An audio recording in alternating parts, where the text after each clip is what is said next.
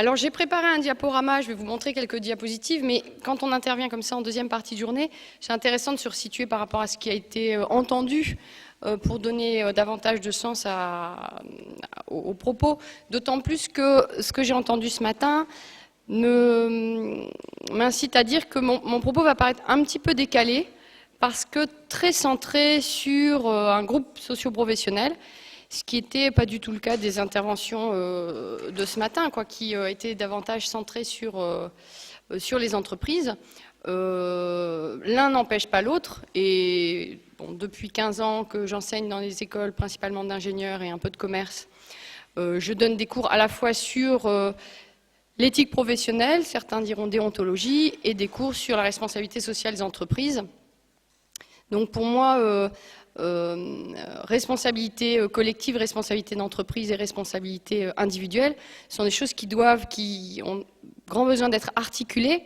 Donc je ne les oppose pas, mais mon propos d'aujourd'hui sera très centré, exclusivement centré sur la dimension individuelle. Mais pour moi, ça me paraissait important de dire que ce n'était pas en opposition, mais en recherche d'articulation d'ailleurs. Donc c'est un parti pris, c'est celui d'explorer les représentations individuelles, pas non plus les actions, c'est-à-dire que je n'ai pas fait d'études, alors je ne suis pas forcément sur l'éthique opérationnelle, je suis beaucoup sur les représentations, sur les rhétoriques, sur ce que les gens disent de l'éthique. Alors d'aucuns pourraient dire que ce que les gens disent, c'est pas important, ce qui est intéressant c'est ce qu'ils font, que les codes, les rhétoriques, c'est beaucoup de blabla.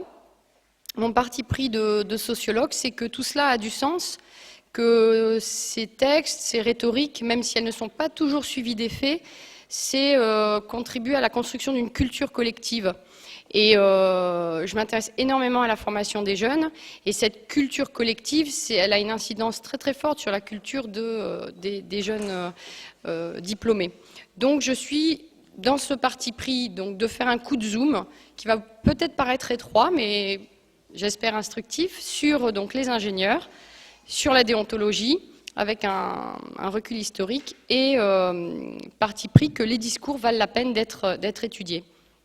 Ils ne disent pas tout de l'éthique et de la déontologie, mais ils en disent quelque chose, pour moi, de très instructif.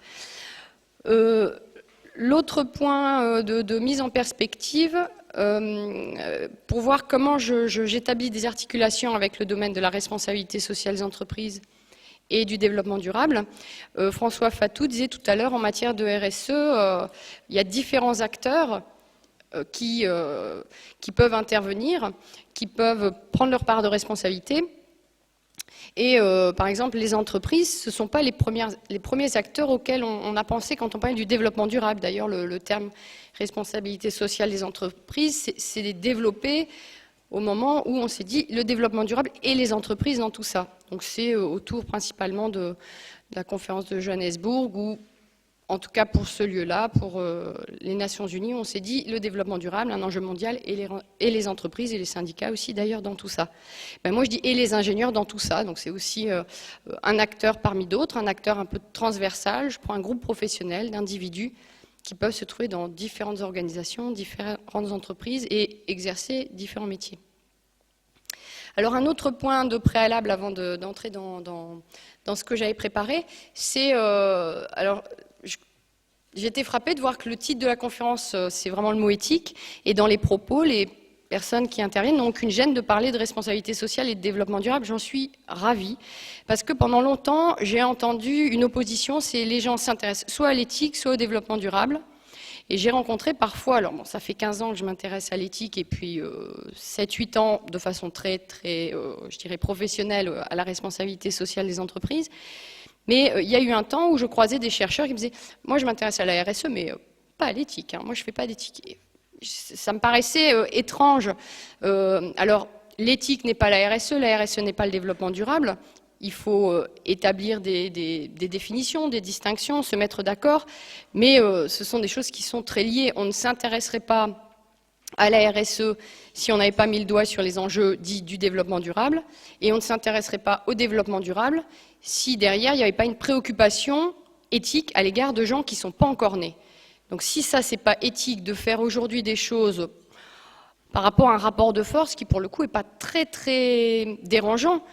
puisque la probabilité d'être mis en accusation, d'avoir à répondre concrètement de ce que je fais devant un tribunal, la mise en accusation par des gens qui ne sont pas encore nés, elle est très faible. Donc il y a en arrière-fond forcément une dimension éthique et morale. Alors, d'autres distinctions ce matin, des personnes ont dit éthique, morale, ça c'est de la déontologie, ça c'est de l'éthique, ça c'est de la morale.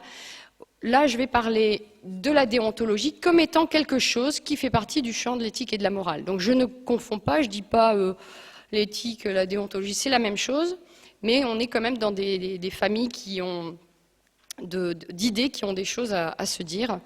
Et pour moi, la déontologie peut participer à la réflexion éthique. Alors, vous allez tout de suite voir qu'avec ma première diapositive, d'où cette explication, je mets déontologie éthique comme si c'était, vous allez le voir après, mais j'ai mis déontologie éthique comme si c'était des synonymes, et ce n'est pas ce que je pense. Donc une déontologie qui évolue avec le temps.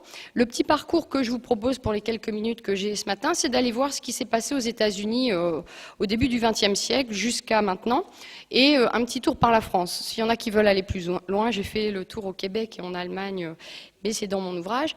Mais l'idée, c'est d'avoir une lecture un peu culturelle. Si je suis allée explorer dans différents pays, c'est pour voir comment, d'un pays à l'autre, quand les ingénieurs disent c'est quoi notre éthique, c'est quoi notre morale professionnelle, c'est quoi notre déontologie, c'est ancré dans un territoire, c'est ancré dans une histoire, c'est ancré dans une culture. Donc quand je montre les États-Unis, c'est pas pour dire c'est ingénieur du monde entier, c'est comme ça, c'est vraiment historiquement et géographiquement situé, mais instructif à deux égards, parce que c'est ancien, c'est-à-dire que si un code de déontologie, aujourd'hui charte d'éthique pour les ingénieurs français depuis quelques années, aux États-Unis, ça fait bientôt un siècle, donc il y a une antériorité qui fait que pour une chercheuse, il y a de la matière, hein, ils ont révisé ces documents et c'est pour moi un objet tout à fait passionnant. Et l'autre intérêt, donc, c'est, oui, en effet, le nombre de documents que l'on peut étudier. Et ça m'a intéressé aussi pour une autre raison, c'est qu'aujourd'hui, des ingénieurs français, il y en a plein qui bossent aux États-Unis, des ingénieurs américains travaillent avec des ingénieurs français. Je me dis, il y a en même temps cette conviction que chacun va penser éthique, morale, déontologie dans une histoire particulière, singulière, lié à son éducation, au pays qu'il a vu grandir, aux valeurs religieuses et politiques dominantes là où il a grandi. Et en même temps, typiquement le métier d'ingénieur, comme beaucoup de métiers de cadre, sont des métiers qui se vivent sans grand souci des frontières, ça se vit sans frontières. Hein. Il n'y a pas que les ISF, ingénieurs sans frontières, qui sont sans frontières. Donc cette compréhension des autres cultures me paraît un point important et pas qu'une curiosité, pas qu'une anecdote. Donc j'imagine que la citation que j'ai déjà affichée ici a pu vous étonner. En tout cas, j'espère qu'elle vous étonne un peu. Moi, j'ai été étonnée de voir que dans le tout premier code de déontologie écrit par des ingénieurs pour des ingénieurs, c'est pas le premier. Le premier, il a été publié en Angleterre, puis repris par les Américains, révisé. Les Anglais, pendant un siècle, ne se sont pas beaucoup intéressés à ça. Donc, petite parenthèse, il y a eu un texte britannique antérieur, mais la grosse histoire des codes de déontologie, c'est aux États-Unis. Et le point que je trouve remarquable dans cette première phrase, c'est cette mise en avant des intérêts du client et de l'employeur. Alors, le client et employeur, dans la même phrase, comme si c'était des choses comparables, a fait beaucoup l'objet d'écrits dans les années qui ont suivi. Mais ça, c'était le premier texte. Donc, au début, l'éthique, c'est la loyauté. Alors, vous voyez, j'ai mis éthique, déontologie. Donc, j'aurais dû dire au début, la déontologie, c'est la loyauté. Et en effet, les premiers textes, que ce soit celui-ci d'une association d'électriciens, celui-ci comme les quelques-uns écrits dans le milieu de la mécanique à la même époque, ils disent tous la même chose. Un ingénieur éthique, un ingénieur moral, un ingénieur qui fait bien son boulot, c'est un ingénieur qui est loyal à l'égard de son employeur, principalement. Et puis on voit une évolution que j'ai trouvée très instructive, c'est qu'au fil du temps, les codes se sont mis à parler de sécurité, de santé, et les deux exemples que j'ai choisis sont à 27 ans d'écart, et on voit déjà une évolution, donc on est en 47 puis en 74, et on voit apparaître donc deux nouvelles préoccupations, et vous voyez, entre ces 27 ans, il y a un accent qui est plus fort, hein, entre dire doivent tenir dûment compte et mettre au premier plan. Ça veut dire que ça discute que chez les ingénieurs, en tout cas ceux qui sont dans ces comités, dans ces groupes qui réfléchissent au sens de leur action, il y a une évolution. Et tout à l'heure, quelqu'un disait, mais on ne parle pas beaucoup de respect. Ben là, c'est le respect de la sécurité, le respect de la santé, le respect du bien-être du public. Alors, certains vont même un petit peu plus loin. Donc là, le code que je cite, celui de l'ABET, c'est l'équivalent de la commission des titres d'ingénieurs. C'est un code qui a tenté et qui réussit pas trop mal à fédérer les associations américaines d'ingénieurs. Mais il y a une association qui s'est toujours distinguée, encore aujourd'hui, et qui, dans son texte en 1974, a fait valoir un article que les autres ne voulaient pas signer, d'où leur distinction. Et leurs responsabilités sont limitées. Leurs responsabilités vis-à-vis des employeurs sont limitées par cette obligation. Il y a une hiérarchie. C'est pas je dois être loyal vis-à-vis de mon employeur et aussi je dois faire attention à la sécurité et la santé, mais il y a une hiérarchie et elle est posée dans ce code. Alors après, c'est un idéal. Ce code est un idéal. Je ne dis pas que tous les ingénieurs de cette association ont toujours été en conformité. C'est pas ça. On est dans la rhétorique, mais une rhétorique qui se cherche et qui, dans certaines associations, va aller plus loin que dans d'autres. Et 16 ans plus tard, on voit donc chez ces électroniciens qui se distinguent, même cette obligation à divulguer promptement tout facteur qui pourrait mettre en danger le public et l'environnement. Alors, donc, les ingénieurs ne vivent pas dans un monde clos, la société change, les ingénieurs aussi. Et quand on essaye de comprendre l'apparition de ces différentes thématiques, il n'y a qu'à regarder l'histoire des États-Unis et des différents mouvements d'idées. On trouverait la même chose en France, sauf comme je n'avais pas de code à mettre en parallèle. Mais il y a un certain nombre de mouvements dans la société civile qui ont touché le monde des ingénieurs et l'apparition de la préoccupation de la sécurité de la santé n'est pas sans lien avec l'émergence, par exemple, des mouvements de consommateurs. Alors, il y a eu une histoire qui a beaucoup frappé les esprits chez les ingénieurs américains. C'est l'histoire de 3 ingénieurs qui étaient justement membres de cette association assez en pointe sur l'éthique et encore aujourd'hui, ils sont toujours distingués. Et c'était 3 ingénieurs qui étaient bêtement inquiets d'une chose, c'est que le sous-traitant qui était en charge de la sécurité du freinage du train automatique sur lequel ils travaillaient dans la baie de San Francisco, ils avaient l'intime conviction que ce travail n'était pas sérieux. Ces 3 ingénieurs n'étaient pas, par leur intitulé de poste, par leur mission, en charge de dire on travaille avec ce sous-traitant ou pas. Ils étaient au courant, ils étaient informés, mais ils n'étaient pas en position de responsabilité directe.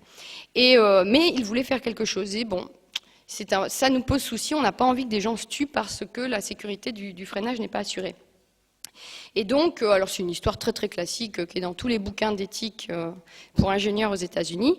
Donc ils ont demandé à un consultant de confirmer leurs soupçons, et puis les soupçons étaient confirmés. Ils ont essayé de contacter un membre du conseil d'administration en disant mais nous c'est discret, on cherche pas du tout à se faire remarquer, on a envie de garder notre job, on a envie que tout se passe bien, mais on veut pas de mort.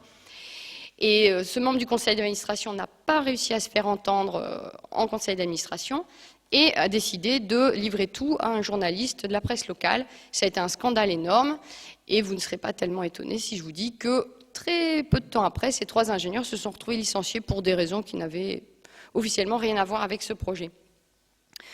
Ceci dit, leur dire était confirmé. Il n'y a pas eu un accident mortel, mais un incident très grave. Quand on a analysé les causes de l'incident, était exactement ce qui était écrit dans le rapport du consultant. Et le motif, c'était l'insubordination. Et on a fait état d'ingénieurs qui cherchaient à se mettre en avant, mais pas du tout soucieux d'autrui et de l'entreprise. Alors je dis ça avec grande facilité, parce qu'on pourrait dire, mais de quel droit dites-vous ça? Il y a une littérature comme ça sur cet accident, et je ne prends pas trop de risques en disant que, voilà, que ce licenciement était injuste. C'est peut-être pas toujours le cas, mais là, c'était vraiment le cas.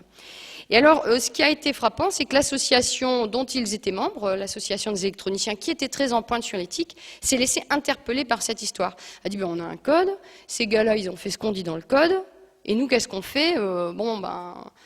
On pleure, on les met à l'honneur, on en parle, qu'est-ce qu'on fait? Et donc, pour la première fois de l'histoire de cette association, qui est la plus grosse association d'ingénieurs au monde aujourd'hui, donc c'est pas une petite association de quartier, pour la première fois, ils se sont engagés donc, en justice auprès de ces ingénieurs, ils se sont mouillés, ils se sont mis en avant leur nom. Et tout particulièrement une sous-société de IEEE qui s'appelle la Société pour l'impact social des techniques, a eu l'idée de mettre en place un award, un prix d'honneur, qui est depuis lors remis quand il y a lieu, donc c'est pas tous les ans, mais chaque fois qu'un cas vraiment mérite une attention particulière. Et les 3 premiers primés pour ce prix du courage exceptionnel dans l'intérêt public a été remis à ces 3 ingénieurs. Donc c'était quelque chose de nouveau et ça a vraiment fait remuer les ingénieurs. On a un code, mais qu'est-ce qu'on fait de plus? Et vous pourriez trouver sur cette association beaucoup de documents, d'articles, de mise en commun d'expériences, de relecture d'expériences, et même en 96, un guide de conduite pour l'ingénieur qui serait tenté de tirer la sonnette d'alarme, et à qui, dans ce guide, on dit, bon alors voilà toutes les questions qu'il faut que tu te poses avant de courir peut-être au casse-pipe, t'appelles pas tout de suite la presse, mais quelles sont toutes les étapes qu'on a envie de te proposer. Et ils ont même eu pendant une dizaine d'années une hotline, donc il y avait des gens prêts à répondre au téléphone, des sages, des retraités, des gens qui avaient du temps, des gens compétents dans le droit, qui pouvaient, face à des dilemmes éthiques de leurs collègues, en toute discrétion, apporter un soutien. Alors le dernier cas qui a été primé, c'était en 2008, c'est un monsieur qui s'appelle Michael Decourt, et alors lui, il a utilisé les moyens technologiques de son temps, puisque le problème qu'il n'a pas réussi à faire remonter en interne, parce que s'il avait réussi, on n'en aurait pas entendu parler. Donc il travaillait pour les gardes-côtes américains, il y avait des gros problèmes de sécurité qui, quand on lit le dossier, paraissent extrêmement... On ne comprend pas, quoi. J'ai lu beaucoup d'articles sur ce sujet, sur cet accident, pas cet accident, mais sur cette affaire. Et je me dis, bon, à un moment, il y a un point aveugle. On dit, il faut 6 caméras pour voir si des gens grimpent sur le bateau de ces gardes-côtes, sécurité nationale. Partout, c'est marqué, il en faut 6. À la fin, il y en a 5. De toute évidence, dans tous les rapports, on voit qu'il y a un angle mort. Et lui, pendant 4 ans, dit, il y a un angle mort, il y a un angle mort. Bon, c'est pas, je dirais, une controverse technologique extrêmement complexe, quoi. Et donc, n'ayant pas réussi à se faire entendre, même pas au comité d'éthique, vous savez que maintenant, dans beaucoup d'entreprises en France, mais aux États-Unis, ça fait longtemps, il y a des gens qui sont des spécialistes de l'éthique et de la responsabilité, mais même là, il ne se fait pas entendre. Et donc, qu'est-ce qu'il fait? Il branche sa webcam, il s'installe devant son ordinateur, il a bien préparé sa mini-conférence de quelques minutes, et il commence en disant, vous n'allez pas entendre, vous n'allez pas croire ce que je vais vous dire maintenant, et il raconte sur YouTube. Alors, 3 jours après, c'était sur la une de tous les quotidiens américains, en tout cas sur les pages web, puis dans certaines versions papier. Et là encore, pour avoir bien étudié le dossier, je pense qu'en effet, il a fait tout ce qu'il pouvait faire de l'intérieur, et que de guerre là, s'il en est arrivé là, il a reçu donc le prix. Il a reçu le soutien de cette association qui a également étudié de très près le dossier pour ne pas mettre à l'honneur quelqu'un qui aurait cherché à nuire à son entreprise. Et pour un certain nombre de choses, les recommandations qu'il avait faites ont été prises en compte très vite, très discrètement, comme si depuis longtemps on allait le faire. Et bon, il y a un procès qui est en cours. Alors ça, on n'en a pas beaucoup parlé ce matin puisqu'on était plutôt sur les stratégies et c'est éminemment important, éminemment fondamental de parler d'éthique dans les stratégies. Mais il y a aussi des individus et en particulier des cadres. Ce matin, on disait bah oui, c'est pas du tout la démocratie, les salariés peuvent rien faire. Certains salariés ont peu de marge de liberté, mais il y a toutes sortes de salariés. Il n'y a pas qu'un PDG et plein de salariés silencieux. Il y a des cadres supérieurs et ceux-là peuvent être éminemment tiraillés entre autres, j'ai pris cet exemple, la sécurité, la santé du public et leurs obligations. Alors il y a un terme que les Américains appellent le whistleblowing, pour caractériser ces gens qui soufflent dans le sifflet, qui tirent la sonnette d'alarme. Et pour Carl Mitcham, qui est un grand philosophe américain des techniques, c'est vraiment le problème numéro 1 pour éthique pour un ingénieur. Il y en a plein d'autres. Il y a des ingénieurs qui sont plus en position qui peuvent travailler en gestion de ressources humaines, comme principalement managers, qui vont être très très éloignés de la technique. Mais ce que dit Carl Mitcham, c'est que s'il y a un sujet qu'on ne trouvera quasiment que chez les ingénieurs, c'est celui-là. C'est-à-dire qu'il y a des sujets comme les problèmes autour du licenciement qu'on trouvera pour un ingénieur ou pour quelqu'un qui sort d'une école de commerce. Mais d'ici, il y a quelque chose qu'on ne trouvera qui est spécifique, donc il n'y a pas que ça, mais ça, on ne le trouve que là. Et il faut en parler aux étudiants, et il faut en parler avec les ingénieurs, parce qu'il n'y a qu'avec eux qu'on peut avancer sur ce dossier. C'est cette question du tiraillement entre l'intérêt public et les obligations. Alors, qu'est-ce que les ingénieurs disent quand on leur parle de problèmes d'éthique? Alors, je m'appuie sur une enquête d'il y a quelques années. Et ce que j'ai surtout envie de mettre en avant, c'est qu'il y a une culture commune. Et à travers cette enquête, j'ai repéré qu'il y a un certain nombre de choses dont on peut parler, qui se font en entreprise, qui se font parfois dans la leur. Mais comme un seul homme, il n'y a pas beaucoup de femmes chez les ingénieurs, mais comme un seul homme, ils disent non, ils disent ça ne se justifie pas. Ça ne veut pas dire que ça ne se fait pas chez eux, ça ne veut pas dire qu'ils n'y collaborent pas parfois, mais ce sera contre leurs valeurs fondamentales. Mais en revanche, et c'est ce qui m'a le plus intéressé, c'est qu'il y a d'autres types de situations, d'actions d'entreprise pour lesquelles, dans mon enquête, qui a touché 3900 ingénieurs, la population était plus partagée. Et là, ce serait intéressant de dire, bon, quelles sont les circonstances particulières qui vont te faire dire que là, c'est justifié, là, c'est pas justifié? En tout cas, là, il y a du débat et des choses sur lesquelles on peut penser à un discours un petit peu commun, un discours collectif, des lignes directrices portées par ce groupe professionnel. Donc, on avait avant des inconditionnels et là, des positions qui peuvent être conditionnées. Et ce qui m'a encore plus intéressé, c'est que dans la liste des propositions c'est une des questions des nombreuses que j'ai posées, l'écart type était énorme. Ma population de 3900 ingénieurs était vraiment étalée sur les 7 échelons de l'échelle que j'avais proposée. Et c'était 2 phrases qui, justement, venaient en lien avec cette problématique identifiée par Carl Mitcham comme au cœur du dilemme des ingénieurs. C'est, par exemple, refuser de prendre part à un projet de l'entreprise pour des raisons de conviction personnelle, donc je dirais objection de conscience. Oui, non, justifié, pas justifié, ça dépend de quoi, et il y aurait beaucoup à discuter.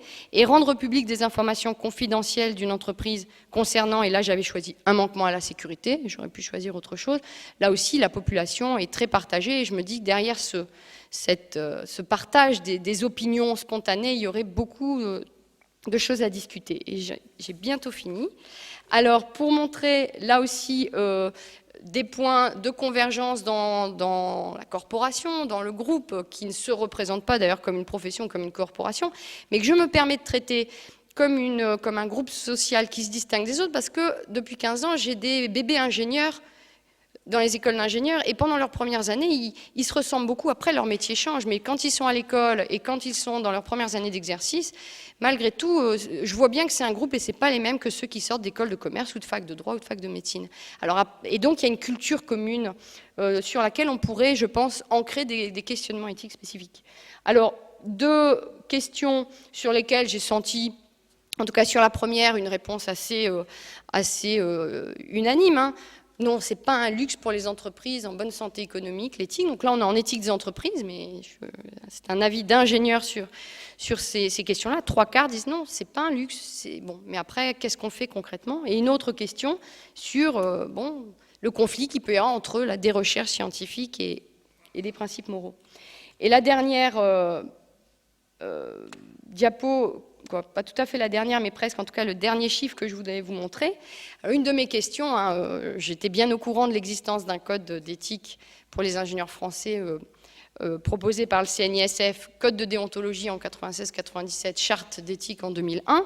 C'était pas le cas de mes 3901 répondants, et je leur ai pas demandé, c'était pas un QCM de connaissance, je n'ai pas dit connaissez-vous le code, l'avez-vous signé, connaissez-vous le contenu.